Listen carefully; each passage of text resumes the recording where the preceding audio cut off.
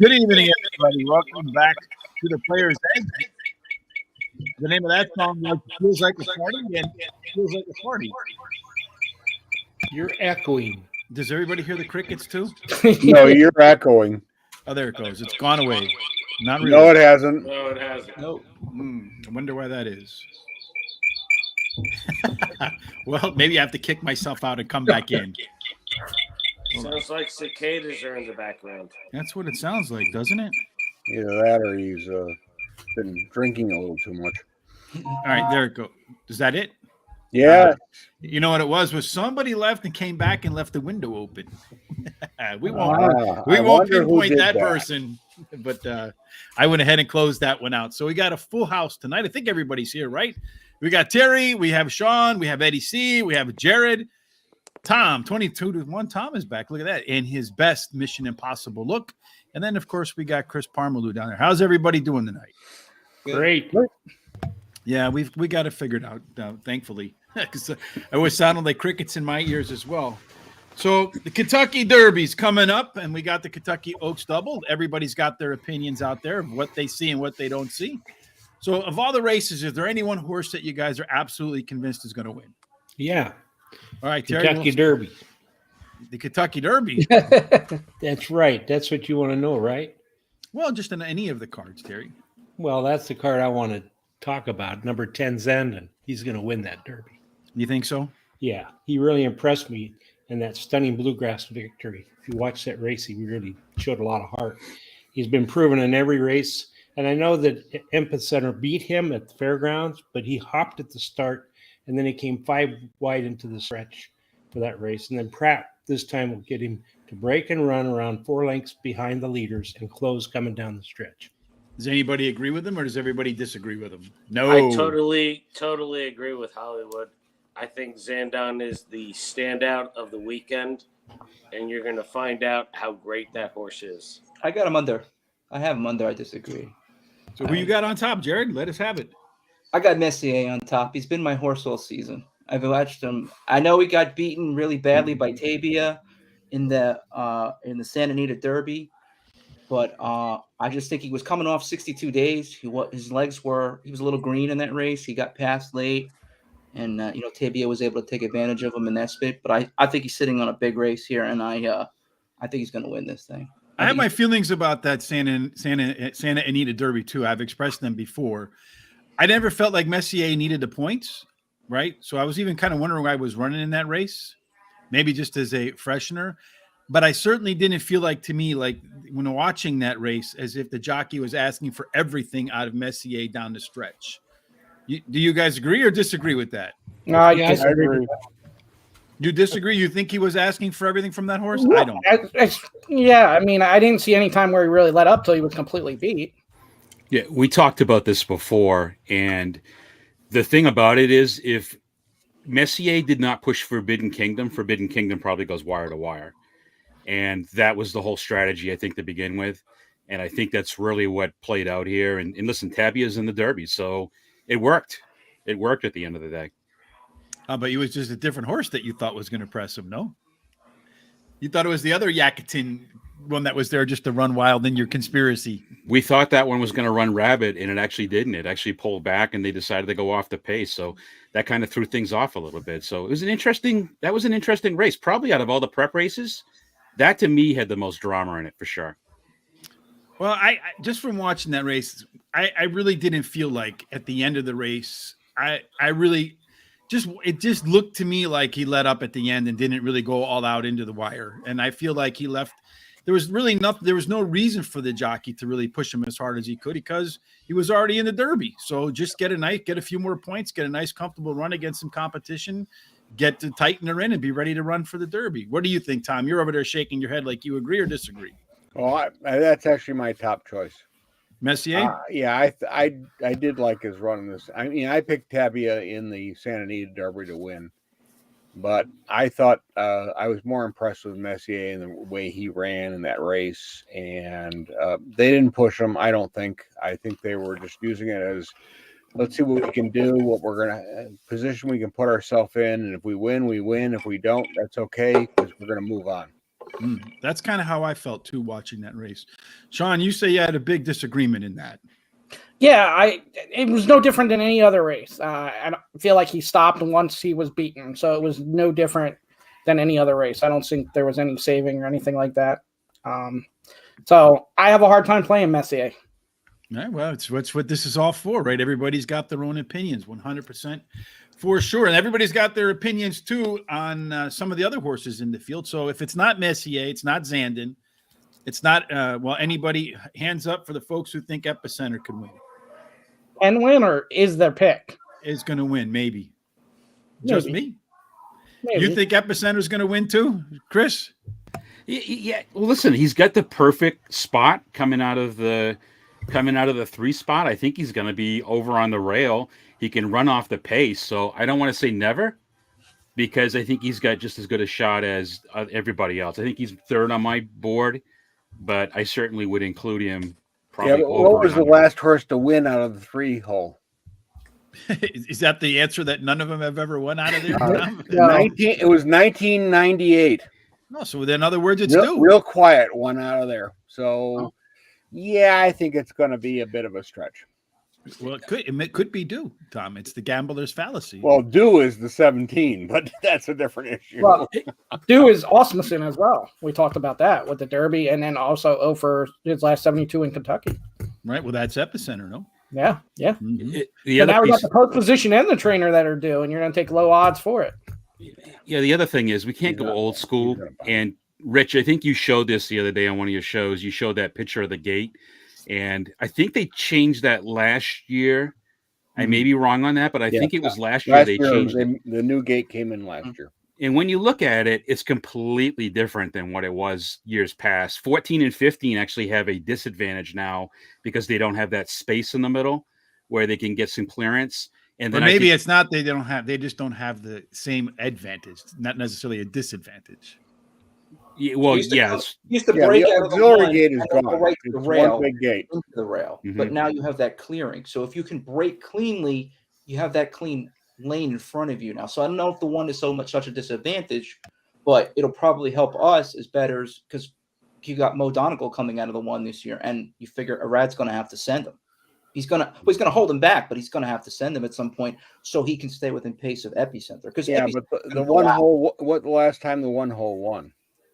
Apollo, right? No, 1986 was Ferdinand with Bill Shoemaker and Charlie Whittingham. So it's the curse of the 1 hole. So another one that it's been a while. That's true. But the 2 holes even worse. I think you guys got to remember that the 1 hole isn't as bad as it used to be because now you got a 20 gate didn't help last year going on right now. So didn't help last year though. Well, but last year was. I'm not saying last year was different, but you still have.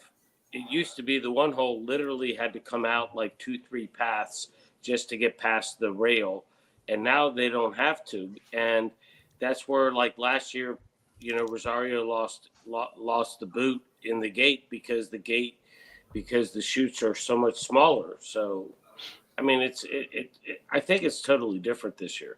So this is what they're talking about here. This is where they have the 2 gates in the middle that don't exist anymore. And then I'll pull up the rail in just a second. Well, it's the auxiliary gate. Yeah, they used to have an auxiliary gate. It was, and now with they used it for training purposes. They didn't use it for racing, except in the Kentucky Derby. And with the rail now, this is the one Chris was talking about. You can see here.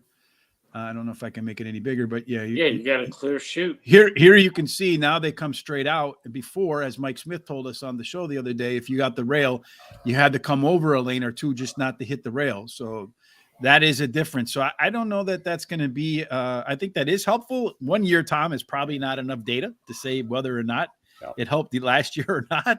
But maybe this year it will help out. Maybe Mo Donegal will get a better break and have a shot to win.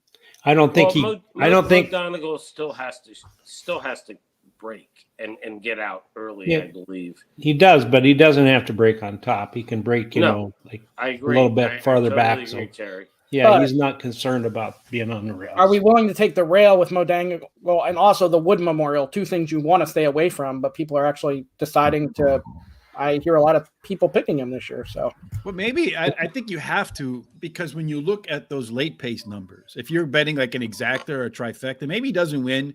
20 horses on the rail, trying to avoid traffic problems is probably going to be a big ask for IRAD. But with that late punch that horse has relative to everybody else, you want to talk about a horse that has an advantage in this field. When you're looking at the pace, so up on the front end, I don't really feel like any horse has a big pace advantage when you look at the pace numbers.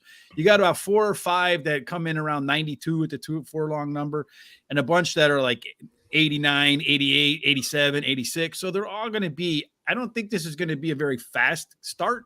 Maybe one will press out and go crazy, but I don't think any one of them has in like such a speed advantage over the rest of them that they're going to get so far out that no one's going to catch them. But on the way home, there are 2 horses that have a huge advantage at the end. And those 2 horses are Zandon and Mo Donegal. And it's a standout advantage. Like they're in the hundreds and everybody else is in the 90s and 80s. Chris, I see you over there shaking your head in agreement. Yeah, absolutely. And the interesting part is, like, you look at the pace. There's a lot of horses in the field, obviously, where it's the Derby. And it's not the pace I'm looking for. I'm looking for more e-speed, and I know there was a couple horses that got scratched out at the end of the day. But first off, with me, I love stalkers. I love back speed. I play pace. This is what I'm looking for. Typically, that's where I can get more odds, but that's not the way to go in the Kentucky Derby. If you're not forwardly placed, I think you're going to have a heck of a time. And just so you guys all know, I'm on Kentucky Derby overload. I think I've watched the Mind That Bird replay about 1,000 times this week. And he's maybe one of you other guys can answer this, but I can't remember any of the stalkers winning a race like that. And if you watch that race, I mean, everything happened perfectly for him. The rail just completely opened up, and you can see when he gets his run and what happens. I just think you have to have a lot of stuff happening. I really like Mo Donegal too. I just don't see where a stalker can win this race. So you think it's got to be one of the horses up front? It's got to be forwardly placed. Who are your 3 horses out of the gate that are going to be up front? For me, I'm going to Epicenter, Messier, and I'm really thinking that Summer of Tomorrow. A lot of people have mentioned that Summer of Tomorrow. Shawn, that's one you mentioned. yeah, it's going to be Summer Tomorrow, Epicenter. I don't know about another one. There's a couple others that could be in there, but those 2 for sure. Hello, Lloyd. How are you? Thanks for having us. Thanks for inviting them, Jared. On cue, Jared, who are your first 3 out of the gate? I think the 4 is going to go. Then the Epicenter is going to go right behind him, and they're going to be setting the pace. And then I see, the Messier right up behind them, going out. So what do you think, Eddie? I see it a little different. I mean, I totally believe Summers Tomorrow is going to go. But I believe Classic Causeway, Zozos, and Pioneer of Medina are going to go as well. And I believe Epicenter, Messier, Charge It, Taba, Simplification, White Barrio, and Cyberknife are going to sit in that second, third flight. But I do believe that Summers Tomorrow is definitely the speed. And if nobody goes with that horse, yeah, surprise, maybe. You're the 220 to 1, what? According to Ed DeRosa is going to come home? I mean, I don't believe the horse can win, but speed is speed, and the Derby, if you're let alone, it's happened. Well, so far, if you've watched the Churchill races, I honestly didn't get a chance to watch them today, but speed, especially in routes, has stayed very well. I don't know. Did anybody watch the Churchill races today? The outside was holding today. What's that? The outside horses were winning, and then it changed as the track dried. The inside horses started coming in on the. Was it still speed though? It was still speed. Still speed. Coming just the horses that were just off pace were coming in. Well, when I look at it, I think you have to look at the post positions, right? But you got that whole front position to run. But I think if you're on the inside, if you're Messier and your epicenter, you can't afford not to get out towards the front, because if you have 7, 8 horses pass you to your inside, you're going to be forced into traffic that you don't want to be in. So I fully expect epicenter and Messier to go. I think Mike Smith told us with Tabia, those are the 3 horses that have, I think, from what I've been able to assess, the best early pace figures. And then the summer is tomorrow. Everybody seems to think that horse is going to be the one that goes. And if it does go, maybe it sets the tempo and those 3 sit right behind it. And then they try to pass it into the turn and see which one of them has the most late kick coming home. And if that's the scenario of all the speed horses, the one that has the most late punch is your favorite horse, Chris Pomerleau. Messier. Yeah, no doubt. And I think Eddie's right on with what's going to happen. I watched all the replays of Summers tomorrow.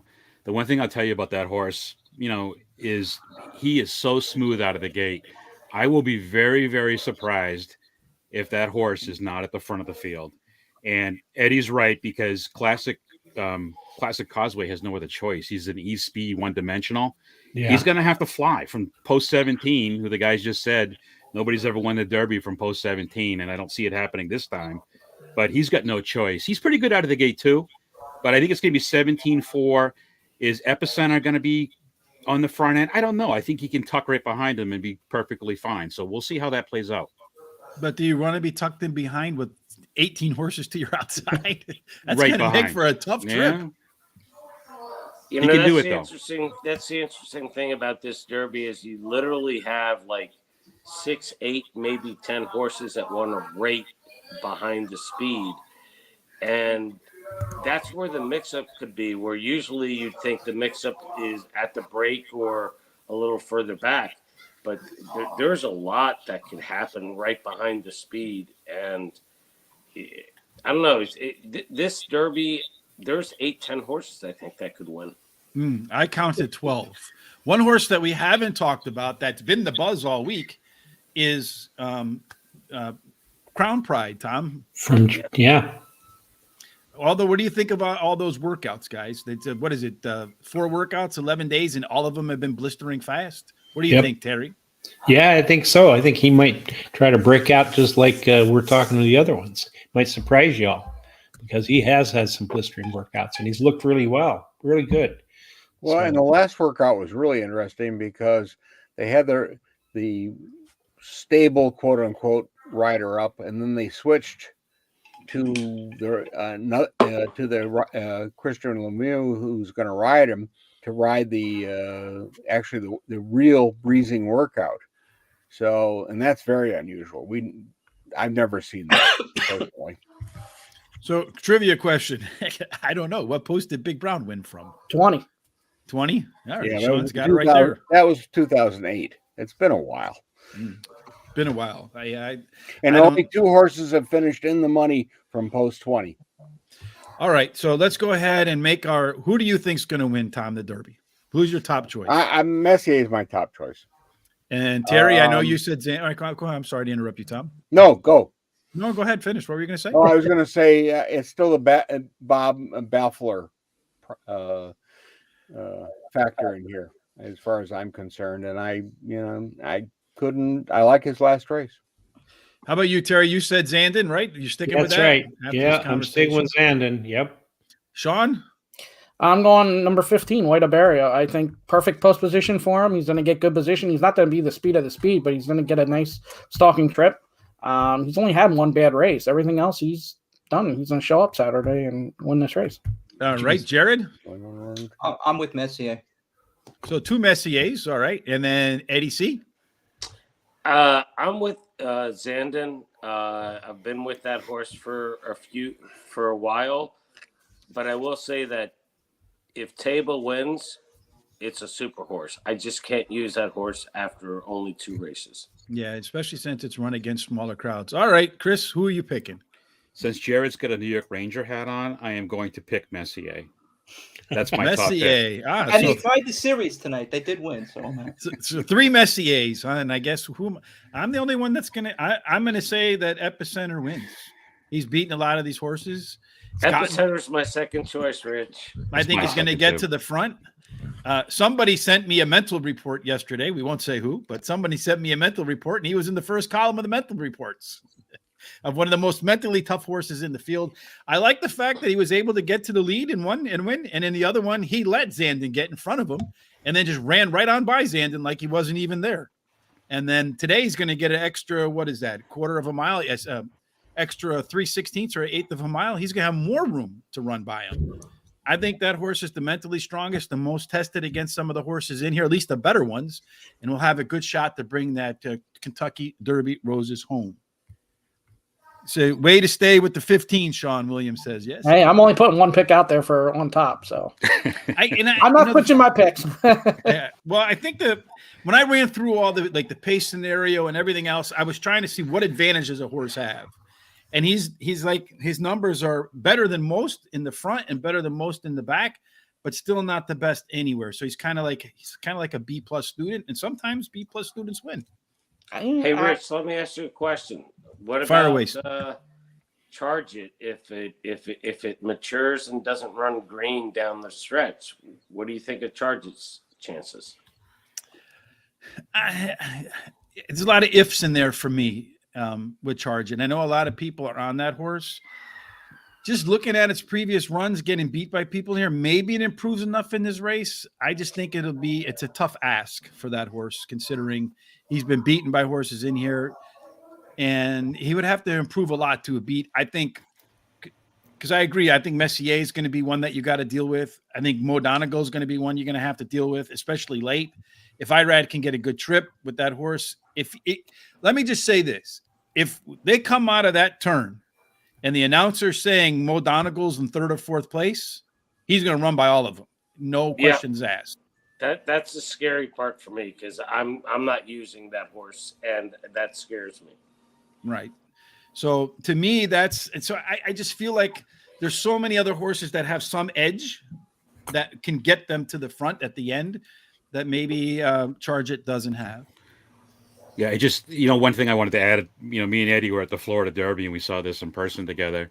The White Iberia, he's my second choice. I'm not going to get talked off Messier. I still love Messier. I think Messier is going to win this race. But White Iberia, when you watch that replay of the Florida Derby, he has like a whole nother gear going down the stretch. And you can see Charge It. Like, even Charge It was green, but Charge It, I don't know. I like Charge It, but I just think White Iberia was so much better. And he didn't have the easiest trip in that race either. So I just think we got to think about that.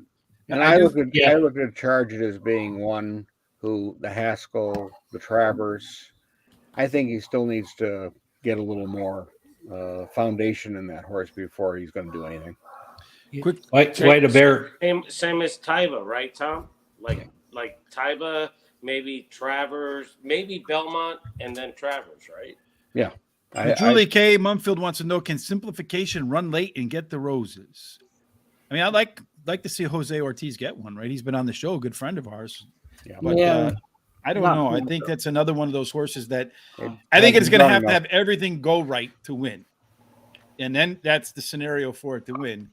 But again, I'm looking for horses that have an edge over the other ones, and there's a few that have an edge, and there's about 6 that have an edge, and the other 14 that don't have an edge. Well, at least I don't know about not Cyberknife, but the Crown Pride. I don't know how much to put into those workouts and how much not to put in those workouts, to be honest with you.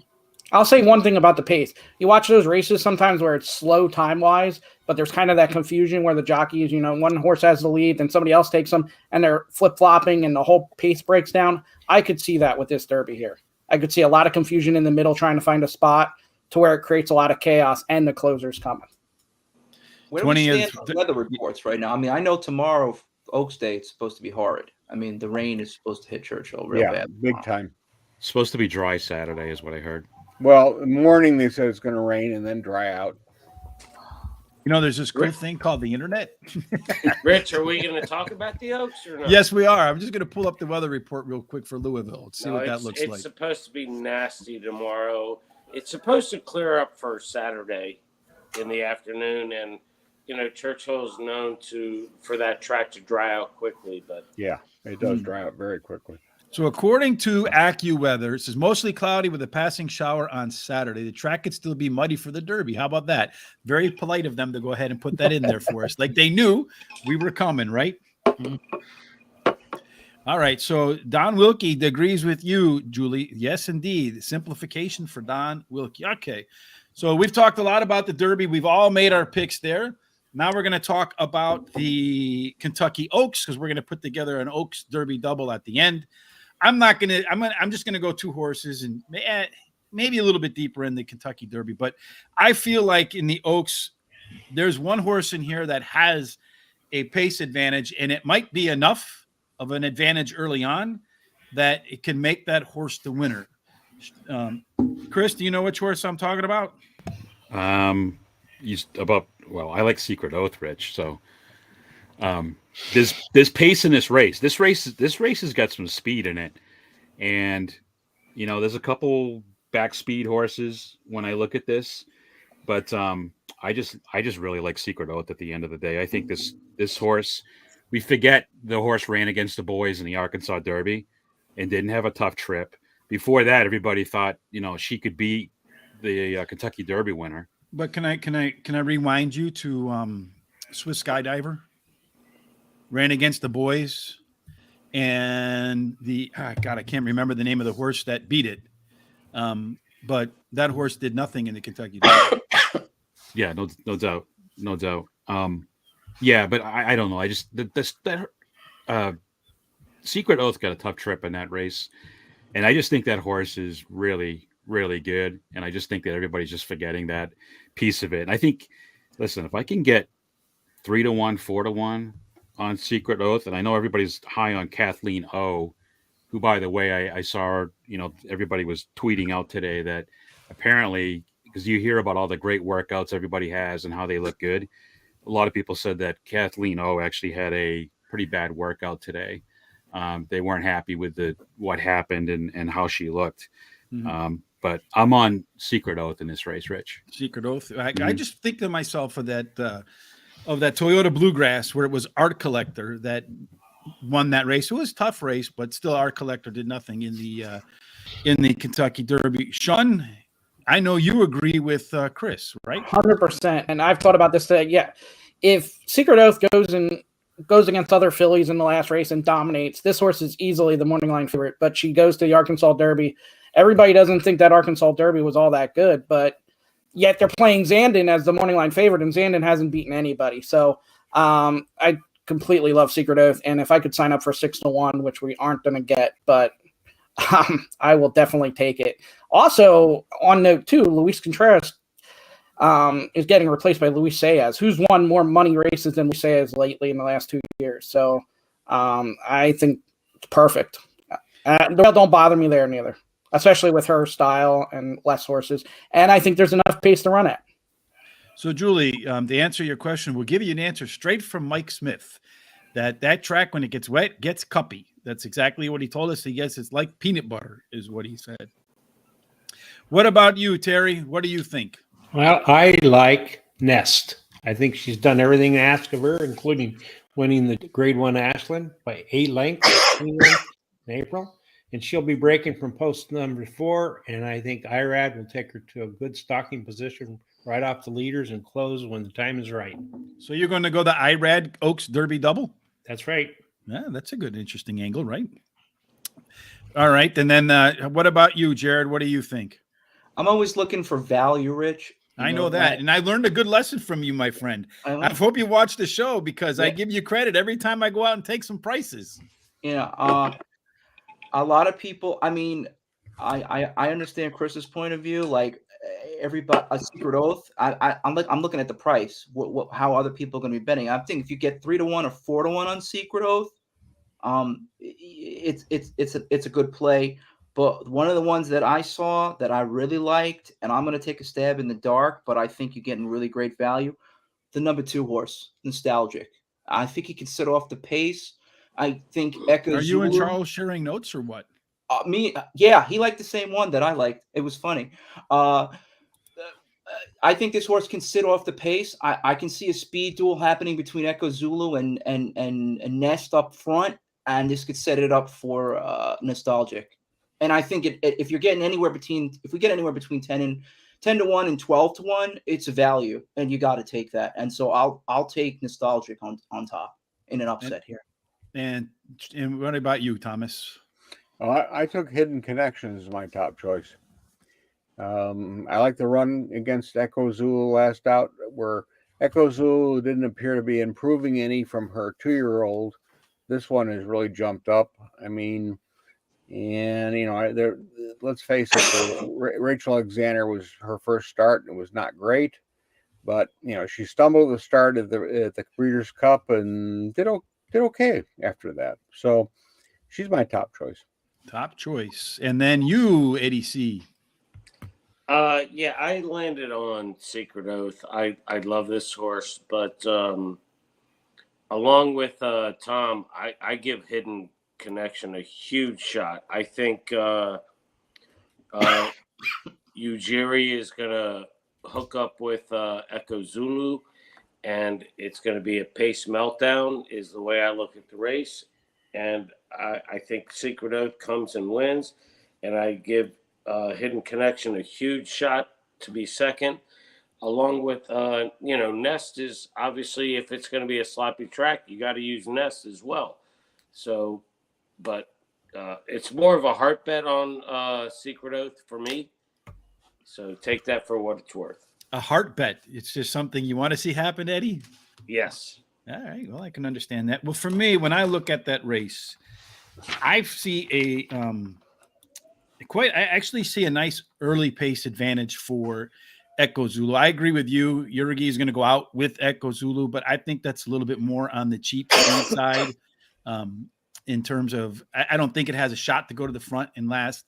So if it goes too fast, I think Echo Zulu might sit off the lead, but I don't think that's the case. I think considering the way the track has been playing with speed getting into the front, every speed horse has a shot to win at Churchill right now. No question about that. So I see Echo Zulu getting to the front, staying at the front, and making good on the track bias. And for me, I agree here. I'm going to go right here with the Echo Zulu and Epicenter. I'm going to go with the EE Daily Double. 2 E's in a row. Be interesting to see how that all plays out. Do you feel like that's going to be the pace scenario? Where no, you think something else is going to happen, Tom? Is going to be more horses on front?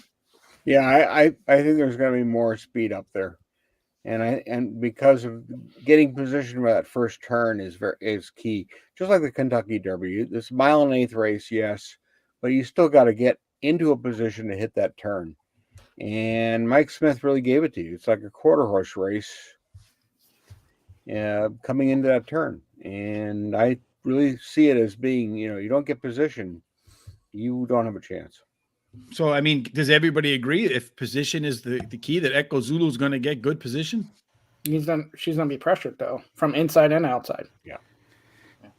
And I'll also say about the Hidden Connection, Raylu Gutierrez has really done well at Churchill this week and even brought one way off the pace today and won. So that's good for him and good for his rides this weekend too.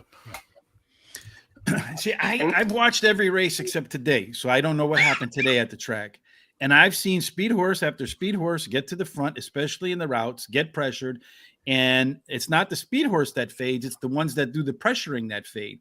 And that's the terminology that I don't know if I came up with it or I read it somewhere, but the speed of the speed. Because as Chris was talking about, sent me a nice little report on herd mentality. The horse that gets to the front, especially when other horses are used to being up at the front, discourages the ones that aren't at the front. And the speed of the speed tends to be kind of like a dagger to those that are used to getting in the front and don't. So in a fast race, I really like the speed of the speed.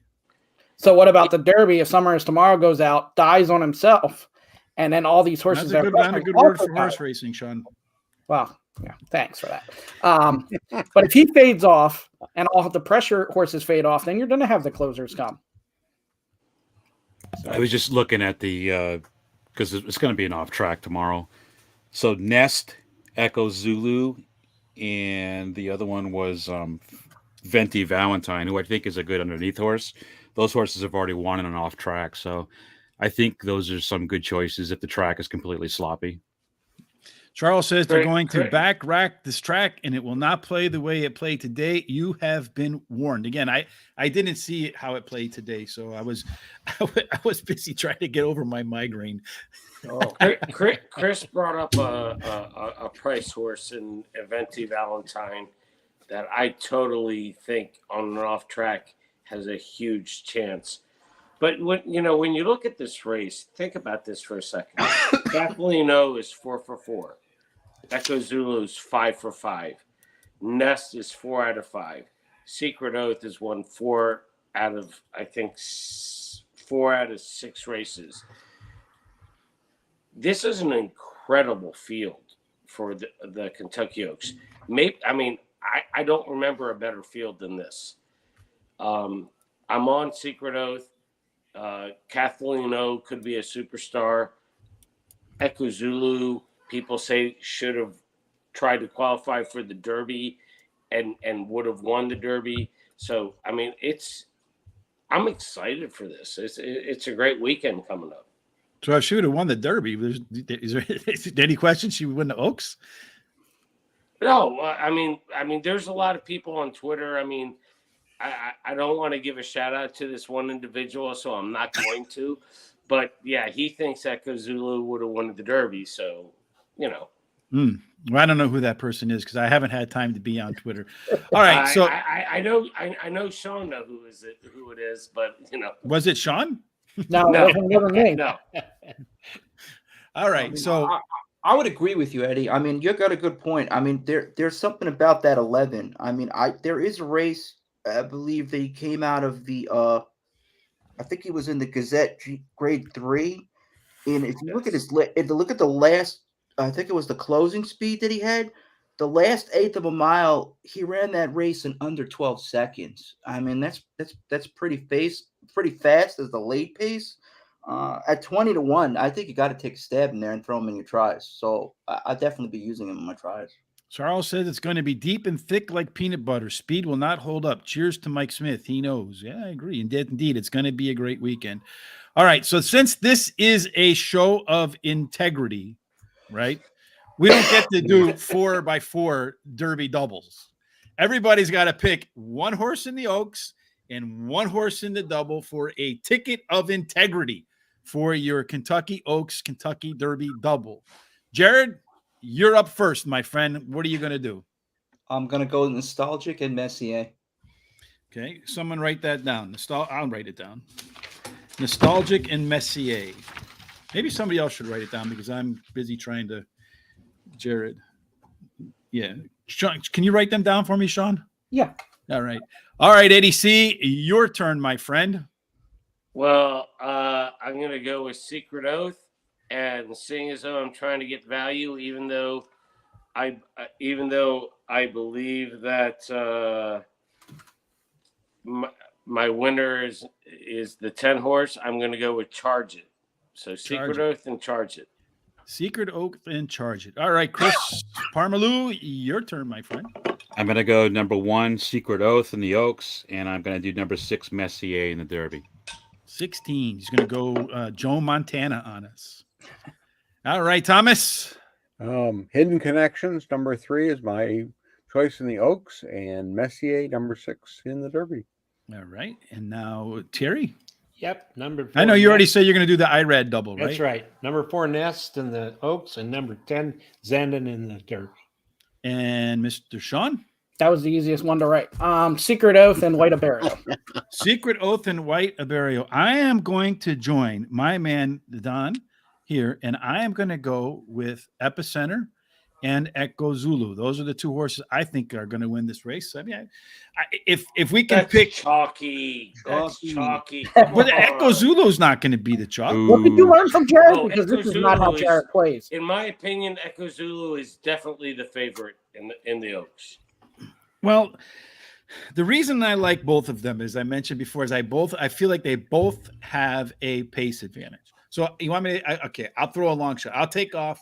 I'll go Echo Zulu in the first one, and I'll go with Mo Donegal in the Kentucky Derby, even though I think Epicenter is going to win. There you go.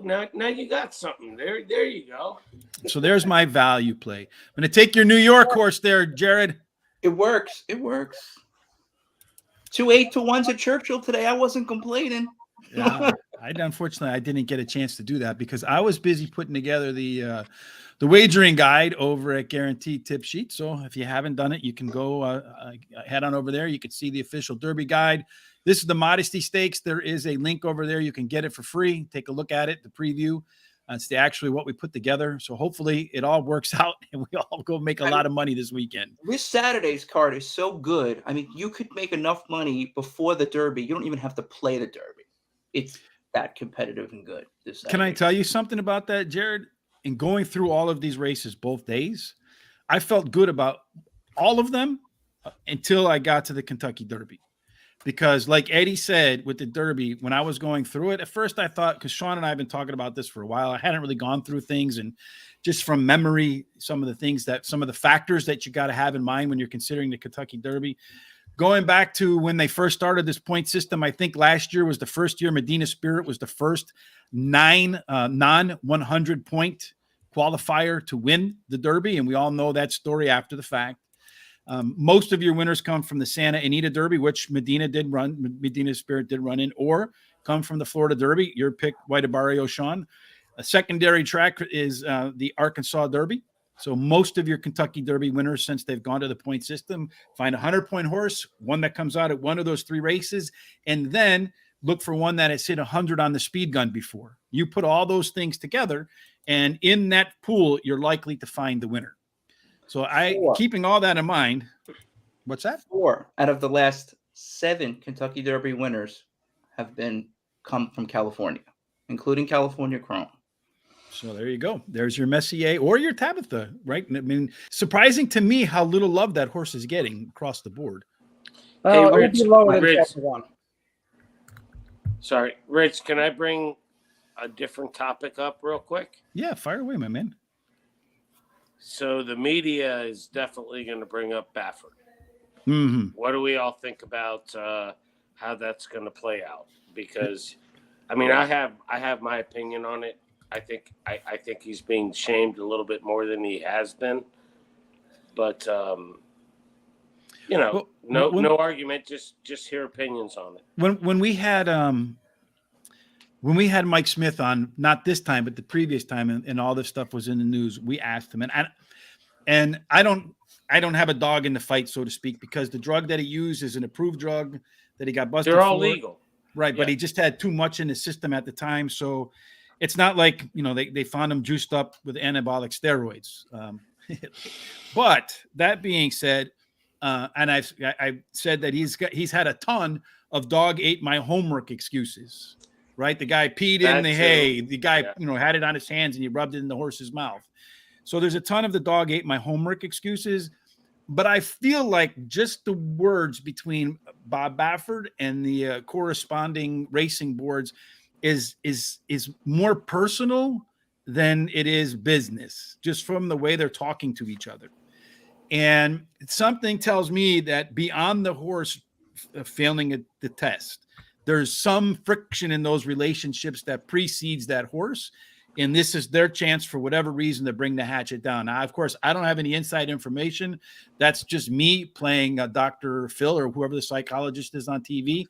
But when you look at Naira now, Naira wants to ban him for 2 years, right? And I don't know, has he had a positive test on New York track? CDI banned him for 2 years. Pimlico and Naira banned him for this year.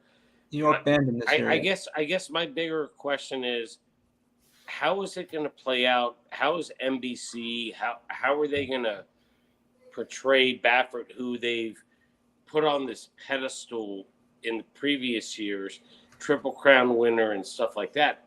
Are they going to shame him, or are they going to? I think they're just going to avoid the topic pretty much. They'll probably get it out of the way early in the coverage long before the race. I think their worst nightmare is Messier or Tabitha wins, and it is a Baffert horse comes in and takes the W. Then what are they going to do? Well, I would say what they're probably going to do is they're going to state the facts, get it out of the way, and hopefully move on.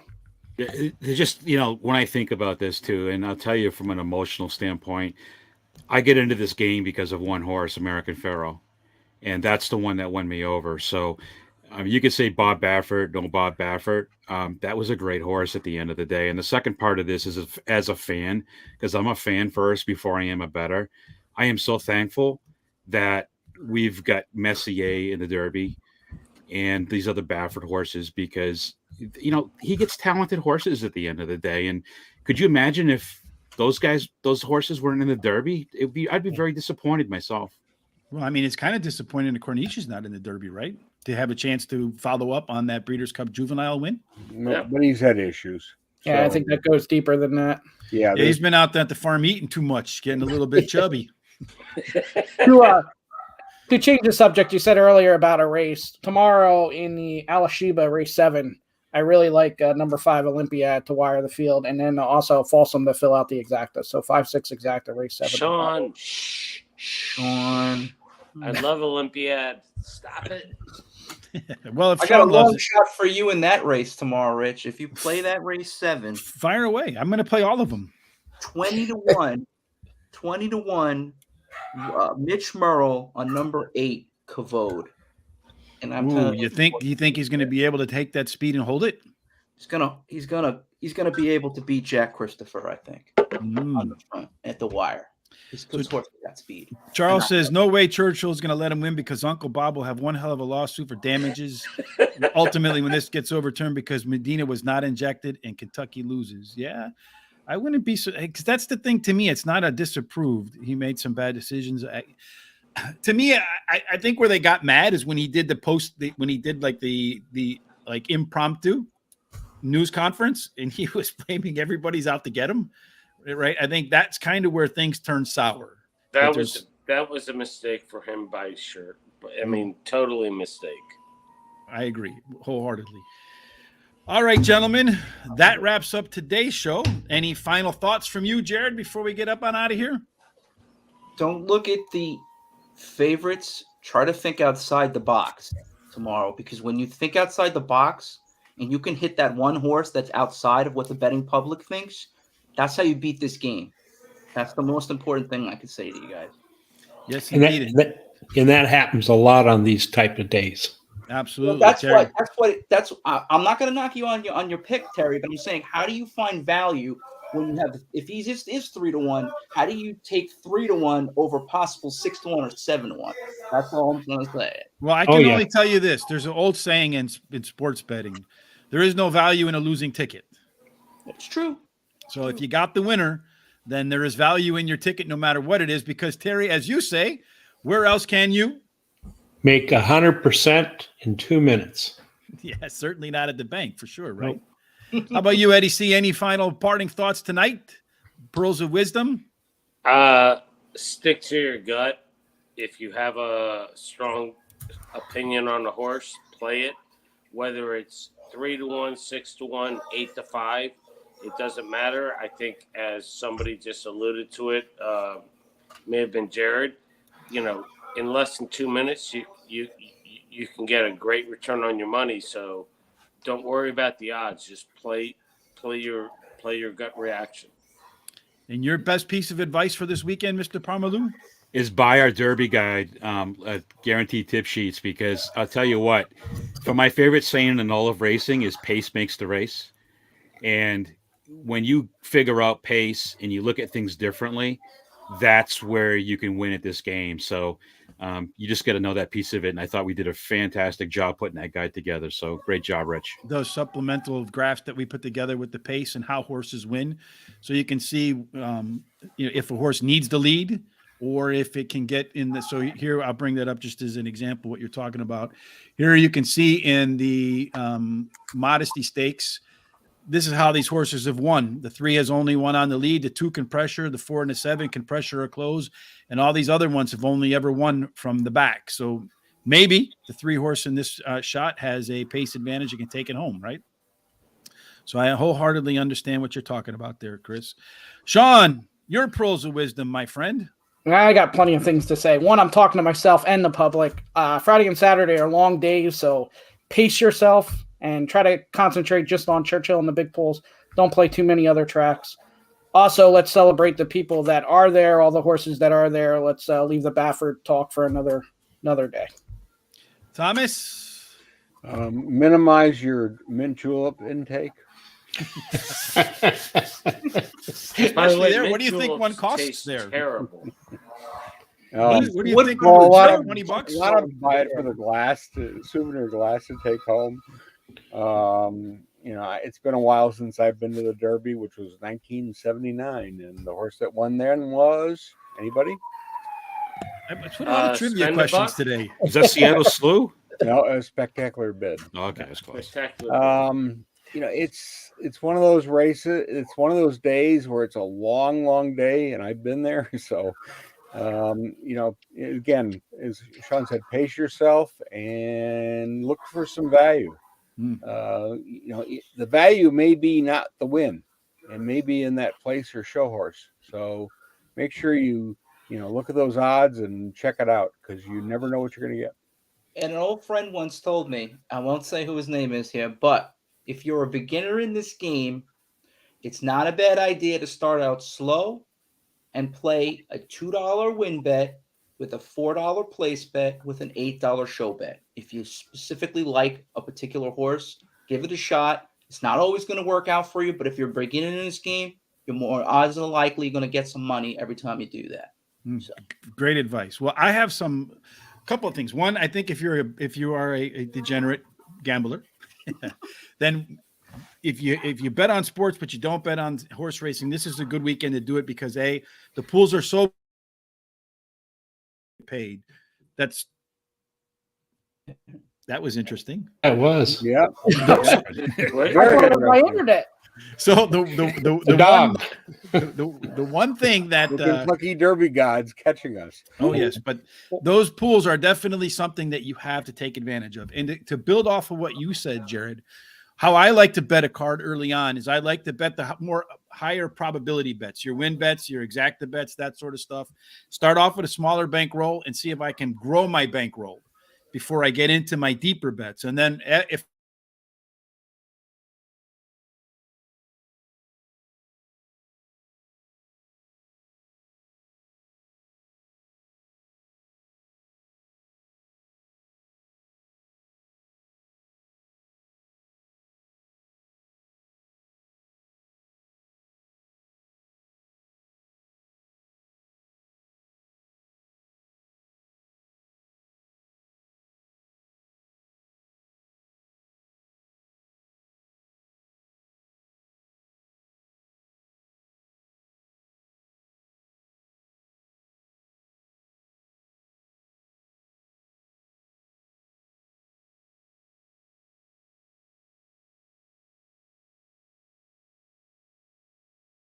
Blow everybody out. I don't know what's happening to me. It's that hat. That must be the 13, right? Yeah. That's It's Terry's the hat. favorite It's number. I don't even definitely know the what hat. a background win. Everything. Oh, is Rich weird. is back. There we go. Background is back. Temporarily. All right. So as I was saying, that starting off with a small amount, betting the high probability bets, seeing if you can build your bankroll, and then head into your higher risky bets in the afternoon, like your pick fours, your pick threes, your pick fives, your pick sixes, that sort of stuff. And if you're going to bet vertical bets, this is, I think, a huge lesson that I learned is take your top pick. So if you go 3x3x3x3, let's say in your pick four, take your top pick in every bet, in every race, and put it on a ticket by itself. So single. If your top pick wins every race, you just doubled your pick four for $1 more. Hey, Rich, could I add one thing to that?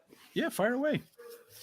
So if you're going out tomorrow on Friday and also obviously on Saturday, make your plays for the Oaks and for the Derby right away, and then play the rest of the card.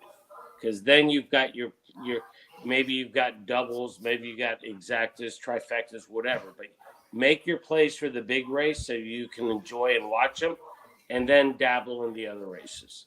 And that way you have some money left too. With those races. So you put all your money before those races, you won't have anything left on them if you have a rough day. But we're not planning on having a rough day, fellas. Yeah, but that's exactly what I do. I always bet the big race. So and get that done. Another long shot for tomorrow's card. No, Saturday's card in race 2 that I was focusing in on. Declan Cannon gets the mount with the trainer is John Annis, the number 9 horse, Mickey Wexford at 15-1. 15-1. One more value play there. All right, folks. That's I don't know what happened to my computer. It just went blah. So in the end, maybe it's telling me that's time to go. It probably is time to go. We hope everybody has a fantastic weekend at the Derby. If you're at the Derby tomorrow for the Oaks, no matter where you're betting, even if you're betting at some of the smaller tracks, we hope that your day and all your picks, everybody in unison, 1, 2, 3, end up in the Winner's Circle. Oh, Absolutely. Have a fantastic Thanks, night. guys. Good luck, everybody, this weekend at the Derby.